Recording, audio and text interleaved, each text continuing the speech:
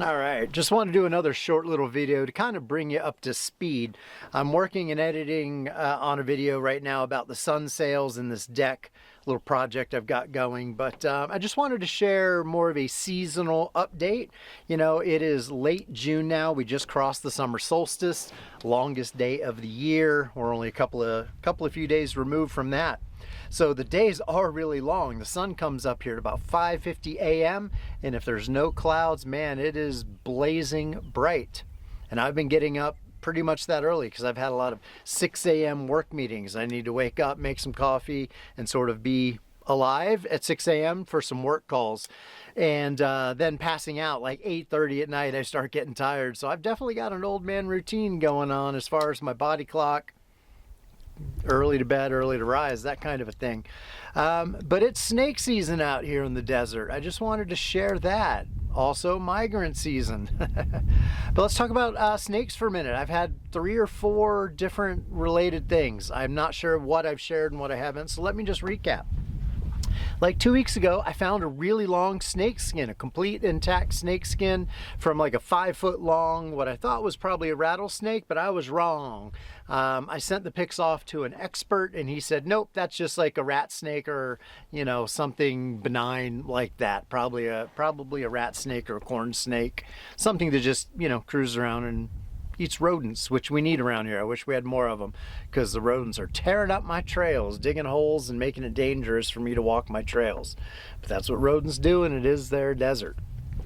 Then after this skin, what was my next snake encounter?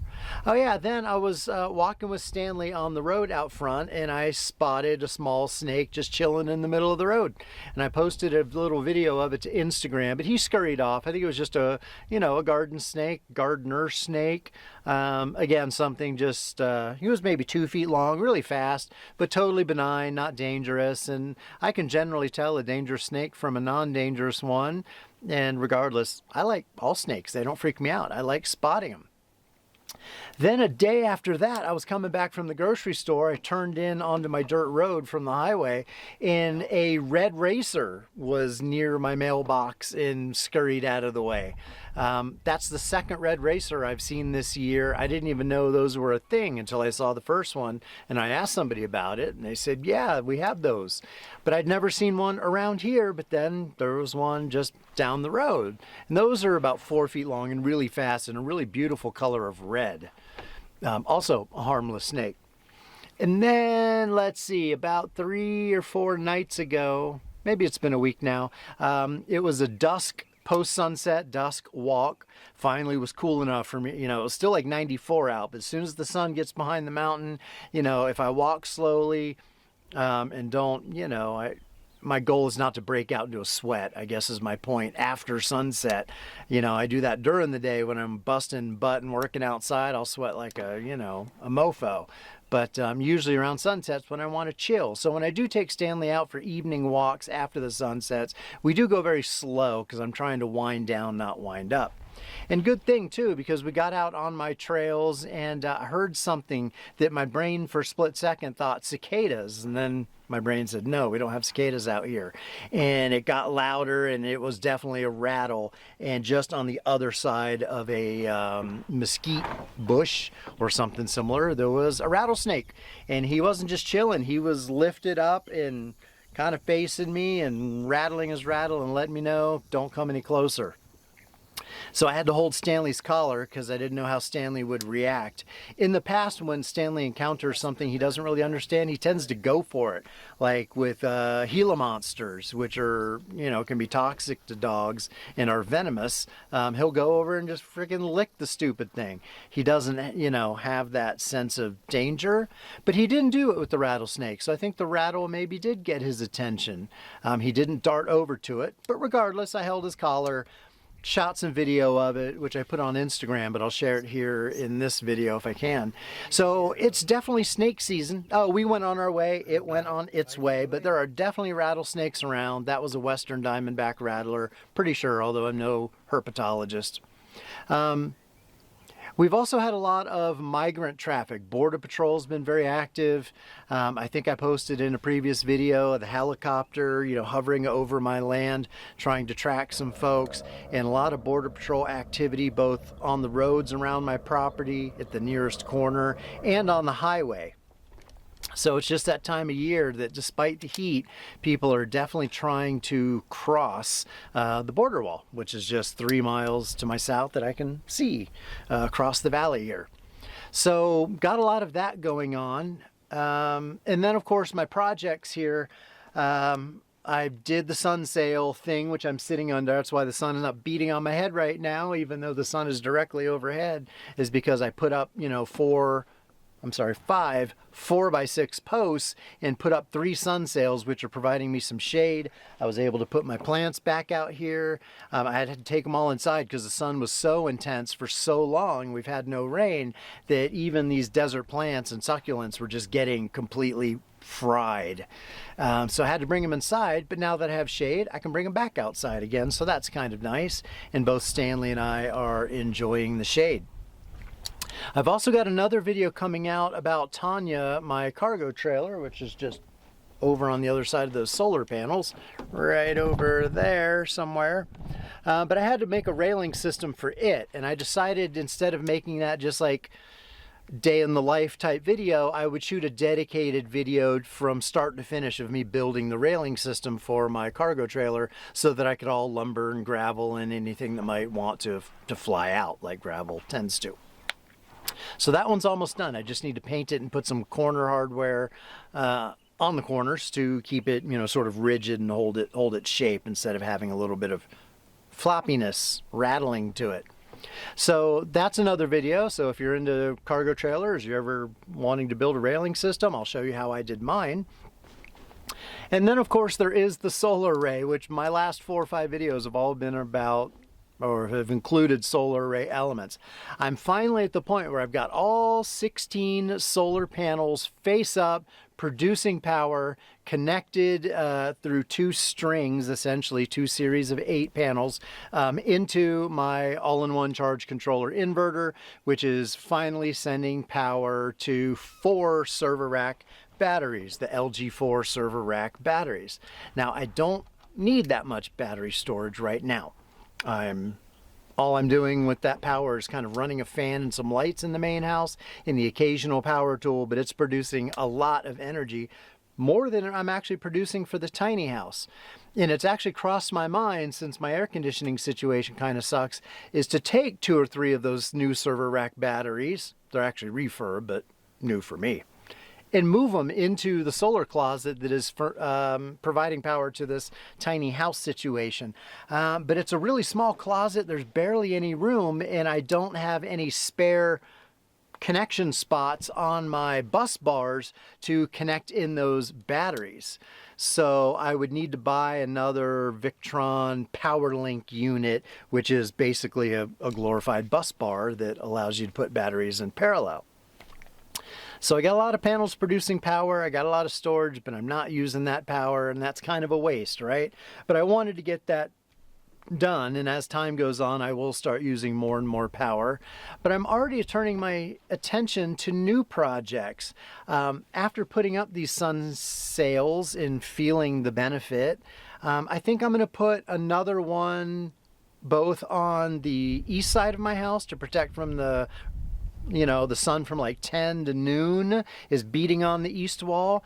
I don't have to embed posts. I can just put up a piece of wood that spans sort of across the top of my garage port and put a couple of eye bolts in that to hold one side, and then I can put 2 other eye bolts directly in the tiny house and run a sun sail across that just to block the sun from beating on a good portion of the eastern wall that my desk, looks out that direction, and it gets kind of hot at my desk because of that. And I can also put another one on the south wall here in front of my kitchen window, because again, facing south most of the year, the sun just beats down on it. And again, I can connect the top part of a sun sail to the tiny house, and then bring the bottom 2 connections can go into 4x4 posts, and I do have 4x4 posts on hand now. So I would just need to, of course, buy the sun sails for that, dig 2 holes, you know, pour some cement. And while that's not fun work, especially in the middle of the summer or start of the summer, the benefits of that outweigh the amount of work. So I think I'm going to keep going on that, just not today. In fact, I'm chilling out this weekend. It's almost noon here on Sunday. Haven't done any work other than a little video editing. I took all day yesterday off, so it's really unusual for me to not work hard on a weekend. But I did so much. Last weekend was like a 3-day weekend for me, and then I continued on every evening during the week. I did hard physical labor with cement work and setting posts and all that. By the time this weekend rolled around, I was shot. And so that's why I decided to just sit here in this chair and read almost all day yesterday a book on data science. I know, boring, but for a dork like me who's in cybersecurity, who's learning more and more about AI security, I need to understand some of the data science and machine learning techniques and technology and terminology that is behind that. So it was nice to read all day yesterday. I've also been clearing out my main house. Talked about that in the previous video, and I'll show you some pictures, but I've cleared out 2/3 of the crap that was in the main house because it's time to turn my attention to the floor, and specifically the floor joists. I've got a method in mind to put in new floor joists where there aren't any. Let me back up. Where there's metal floor joists from the steel containers that house is based upon, I need to add wooden floor joists and bring them up about 1/4 of an inch higher than the steel floor joists.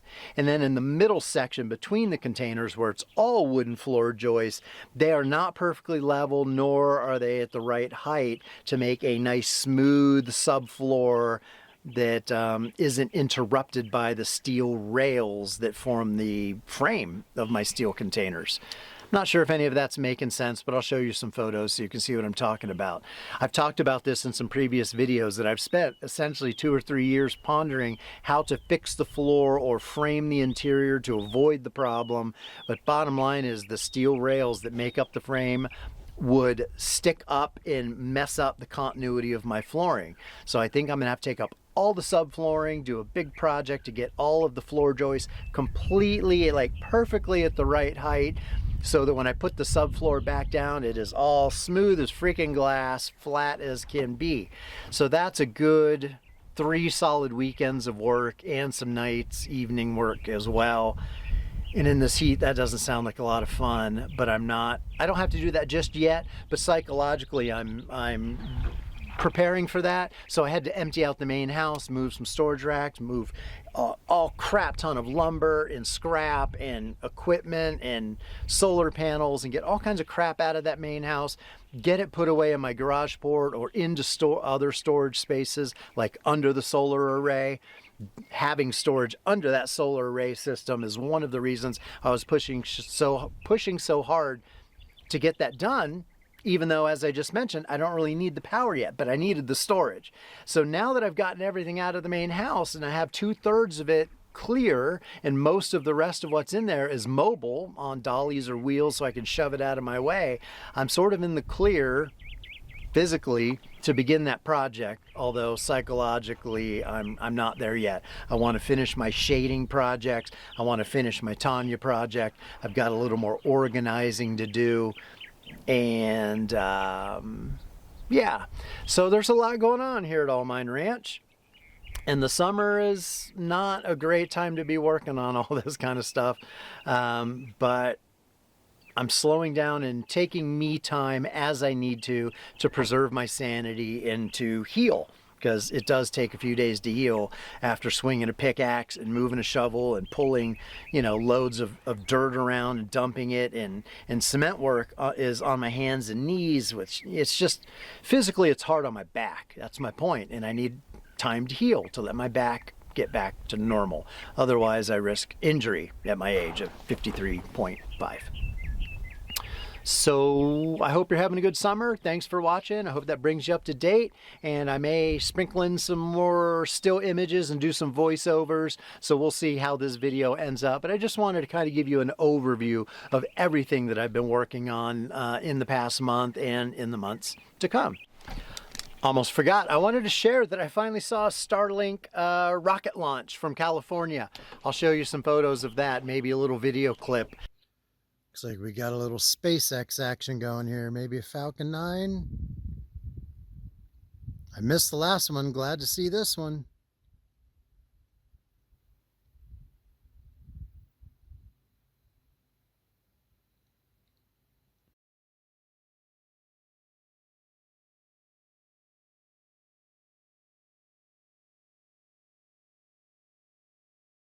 That was pretty cool. I was getting ready for bed like last Monday night, happened to look out my kitchen window towards the west, and coming over, you know, the western Arizona and California, I saw what was, I knew from past experience of seeing photos, videos, and crap on the news and YouTube videos, what was absolutely a Starlink rocket launch from California.